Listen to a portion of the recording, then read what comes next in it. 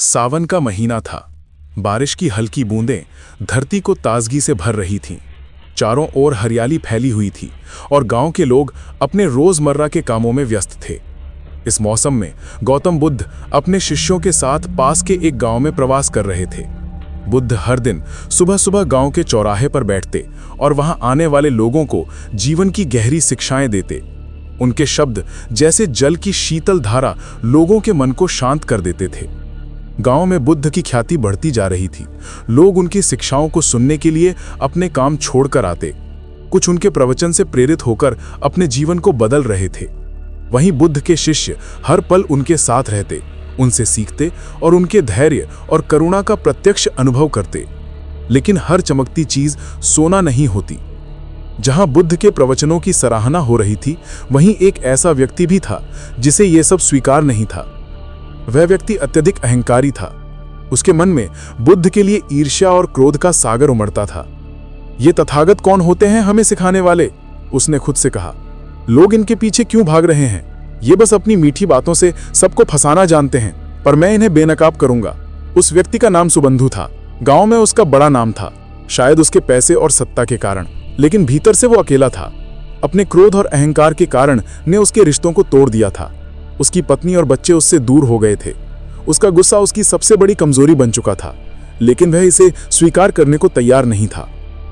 एक सुबह जब गांव के लोग बुद्ध के प्रवचन सुनने के लिए इकट्ठा हो रहे थे, सुबंधु ने यह तय कर लिया कि वो बुद्ध के सामने उनका मान मर्दन करेगा।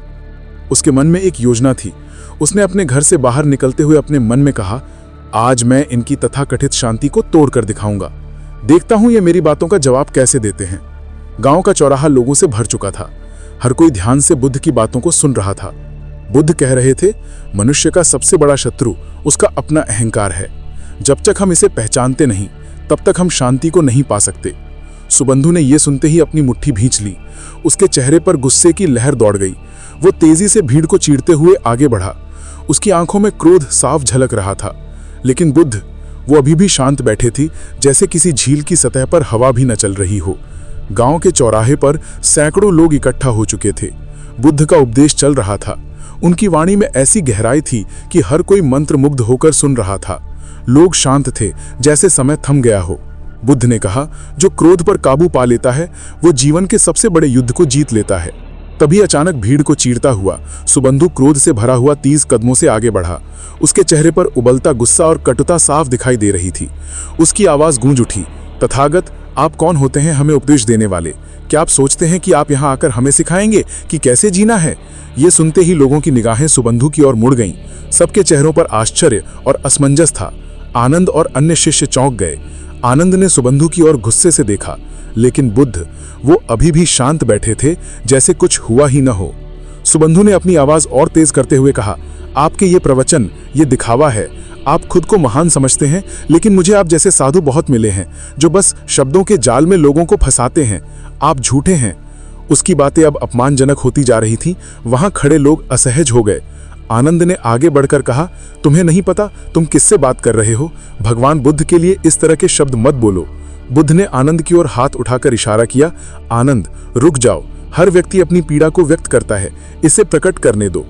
सुबंधी ने बुद्ध की शांति को देखकर और भी तीखी बात कहनी शुरू कर दी। देखा, यही तो है आपका नाटक, ये चुप रहकर सब सहने का दिखावा। पर मैं जानता हूं भीतर से आप भी मुझसे डरते हैं, इसीलिए कुछ नहीं बोलते, है ना? शिष्य अब और अधिक क्रोधित हो रहे थे, लेकिन बुद्ध की आंखों में अभी भी करुणा झलक रही थी। उन्होंने सुबंधु की हर बात को धैर्यपूर्वक सुना। उनके चेहरे पर न तो क्रोध था, न असहजता। सुबंधु ने जब देखा कि उसकी बातों का बुद्ध पर कोई असर नहीं हो रहा है, तो उसका क्रोध और बढ़ गया। उसने भीड़ की ओर मुड़कर कहा, देखो, यह व्यक्ति तुम्हें शांत होने का पाठ पढ़ाता है, लेकिन खुद कुछ भी नहीं कर सकता। यह सब दिखावा है। लोग कुछ भी कहने से डर रहे थे, लेकिन उनके भीतर सवाल उठ रहे थे। बुद्ध आखिर कुछ क्यों नहीं कह रहे? वे क्यों इसे सहन कर रहे हैं? सुबंधु की तीखी बातें चलती रहीं। हर शब्द जैसे आग की चिंगारी बुद्ध की ओर फेंका जा रहा था, लेकिन बुद्ध का धैर्य चट्टान की तरह स्थिर था। सुबंधु की तीखी आवाज चौराहे पर गूंज रही थी। उसके शब्दों में क्रोध, अपमान और अहंकार का मेल साफ झलक रहा था। लोग सहमे हुए थे, शिष्य क्रोधित थे, लेकिन बुद्ध, वो शांत बैठे थे, जैसे पहाड़ पर बहने वाली हवा, स्थिर, गहन और अप्रभावित। सुबंधु ने अपनी बात खत्म करते हुए व्यंग्य से कहा, अब क्या हुआ तथागत, चुप क्यों हो? बोलिए, आप जैसे महान उपदेशक के पास मेरे सवालों का कोई उत्तर नहीं है। बुद्ध ने धीरे से अपनी आंखें उठाईं। उनके चेहरे पर मुस्कान थी, ऐसी मुस्कान जो किसी के भी मन को शांत कर दे। उन्होंने शांत और सधी हुई आवाज में कहा, भाई, यदि तुमसे एक प्रश्न पूछूं तो क्या तुम उत्तर दोगे? सुबंधु, जो अपने क्रोध के आवेग में था, अचानक ठहर गया। वो थोड़ा चौंक गया, लेकिन अपने स्वर को तीखा रखते हुए बोला, पूछो, तुम्हारा सवाल भी सुन लेते हैं। बुद्ध ने अपनी जगह पर स्थिर बैठते हुए कहा, यदि कोई व्यक्ति किसी को उपहार देता है और वो उपहार लेने से इनकार कर दे तो वो उपहार किसके पास रहता? सुबंधु को यह सवाल सुनकर समझ नहीं आया कि इसका क्या मतलब है। उसने व्यंग्य से हंसते हुए कहा, यदि कोई उपहार नहीं लेता तो जाहिर सी बात है वो उस व्यक्ति के पास ही रहेगा जिसने उसे दिया। बुद्ध ने उसी शांति से उत्तर दिया, बिल्कुल सही कहा तुमने। और अब सोचो, तुम जो मुझे क्रोध, अपशब्द और अपमान का उपहार दे रहे हो, यदि मैं इसे स्वीकार न करूं तो यह उपहार किसके पास रहेगा? बुद्ध के शब्द ने जैसे पूरे माहौल को स्थिर कर दिया। हर कोई स्तब्ध था। सुबंधु, जो अब तक आत्मविश्वास से भरा था, अचानक खामोश हो गया। उसने अपनी आंखें झुका ली।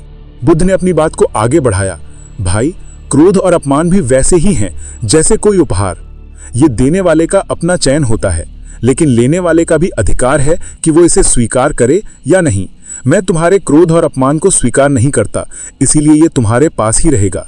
शांति और स्थिरता के साथ बोले गए ये शब्द सुबंधु के भीतर गहराई तक उतर गए। वहां खड़ी भीड़ भी एकदम शांत हो गई। आनंद और अन्य शिष्य बुद्ध की बातों से प्रभावित होकर उन्हें निहार रहे थे। सुबंधु ने पहली बार अपने भीतर कुछ अजीब सा महसूस किया। वो समझ नहीं पा रहा था कि ये क्या था, शर्म, आत्ममंथन या कुछ और। लेकिन एक बात स्पष्ट थी, उसके शब्दों का बुद्ध पर कोई प्रभाव नहीं पड़ा था। इसके विपरीत उनके शब्द उसके भीतर एक तूफान पैदा कर चुके थे।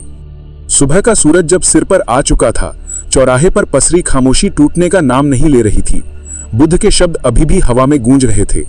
क्रोध और अपमान देने वाले के पास ही रहते हैं यदि उन्हें स्वीकार ना किया जाए। सुबंधु वहां खड़ा था, लेकिन उसकी आंखों में अब वो क्रोध नहीं था। वो चुपचाप सिर झुकाए वापस चला गया। भीड़ में सन्नाटा था, मानो सबने कोई अद्भुत चमत्कार देख लिया हो। जैसे जैसे लोग वहां से लौटने लगे, बुद्ध के शिष्य आनंद के मन में सवालों का तूफान उठने लगा। वो खुद को रोक नहीं पाया और बुद्ध के पास आकर बोला, भगवान, मैं समझ नहीं पा रहा हूँ। वो व्यक्ति आपको अपमानित कर रहा था, आपके बारे में अपशब्द कह रहा था, और फिर भी आपने उसे कुछ नहीं कहा, न डांटा, न कोई प्रतिक्रिया दी। आखिर आपने ऐसा क्यों किया? बुद्ध ने आनंद की ओर देखा। उनकी आंखों में करुणा और धैर्य का मेल था। उन्होंने धीरे से पूछा, आनंद, अगर कोई तुम्हें गुस्सा दिलाने की कोशिश करे तो क्या तुम्हें गुस्सा आने जरूरी है? आनंद ने थोड़ी झिझक के साथ उत्तर दिया, भगवान, गुस्सा तो स्वाभाविक है जब कोई अपमान करे या भला बुरा कहे, लेकिन आपने कैसे ये सब सह लिया? मैं तो उस व्यक्ति पर क्रोधित हो गया था। बुद्ध मुस्कुराए। उन्होंने आनंद को अपने पास बैठने का संकेत दिया। आनंद, बुद्ध ने कहा, गुस्सा स्वाभाविक नहीं है, ये एक प्रतिक्रिया है, और हर प्रतिक्रिया हमारे अपने मन का चयन होती है। अगर मैं सुबंधु की बातों पर गुस्सा करता तो मैं उसकी तरह हो जाता। क्या मैं चाहता हूं कि मेरा मन उसके गुस्से से प्रभावित हो जाए? आनंद ने ध्यान से सुना, लेकिन उसकी जिज्ञासा कम नहीं हुई। उसने फिर पूछा, लेकिन भगवान, क्या आपको दुख नहीं हुआ? वो व्यक्ति आपकी निंदा कर रहा था, क्या आप उस अपमान को महसूस नहीं कर सकते? बुद्ध ने एक गहरी सांस ली और मुस्कुराते हुए बोले, आनंद, अपमान तब तक नहीं पहुंचता जब तक हम इसे अपने भीतर जगह न दें। अगर कोई व्यक्ति आग लेकर आए और हम उसे ईंधन न दें तो क्या वो आग जल पाएगी? मैं तो केवल करुणा का अभ्यास करता हूँ, और करुणा का अर्थ है दूसरों की पीड़ा को समझना। सुबंधु के शब्दों में उसकी पीड़ा झलक रही थी। वो अपने भीतर के संघर्ष से लड़ रहा था।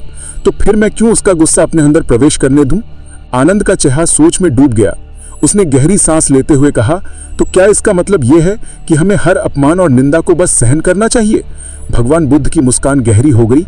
उन्होंने आनंद की आंखों में देखा और बोले, आनंद, सहन करना भी एक कला है, लेकिन उसका उद्देश्य केवल सहना नहीं है, यह हमें भीतर से मजबूत बनाता है। और जब हमारा मन स्थिर और शांत होता है तभी हम दूसरों को समझ सकते हैं। आज तुमने देखा कि सुबंधु ने मुझे जितना क्रोधित करने की कोशिश की, मैं उतना ही शांत रहा। क्या तुम जानते हो क्यों? आनंद ने उत्तर में केवल सिर हिलाया। वो समझना चाहता था। सुबंधु गांव की पगडंडी पर धीमे धीमे चल रहा था। उसके कदम थके हुए थे और मन अशांत। बुद्ध के शांत उत्तर ने उसके भीतर कुछ ऐसा जगा दिया था जिसे वो पहचान नहीं पा रहा था। क्रोध, जो उसकी पहचान बन चुका था, पहली बार उसे बोझिल लग रहा था। गांव से दूर एक पुराना बरगद का पेड़ था। सुबंधु वहां जाकर बैठ गया।